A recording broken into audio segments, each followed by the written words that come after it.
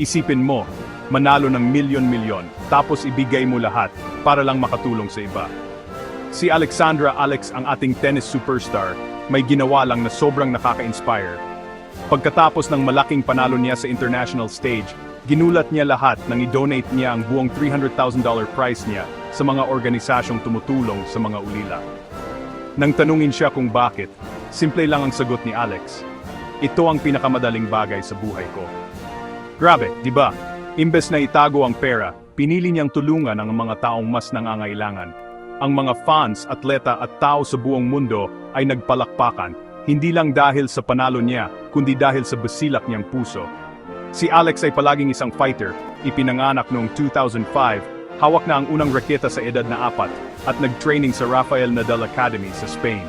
Pero ang gawain ito ng pagiging mapagbigay ay nagpapakita sa atin ng mas malaking bagay. Ang tagumpay ay hindi lang tungkol sa medals o rankings. Ito ay tungkol sa paggamit ng kung anong meron ka para makagawa ng pagbabago. Ni-redefine lang ni Alex Ala ang ibig sabihin ng panalo, at ipinakita niya sa ating lahat ang tunay na kahulugan ng kadakilaan.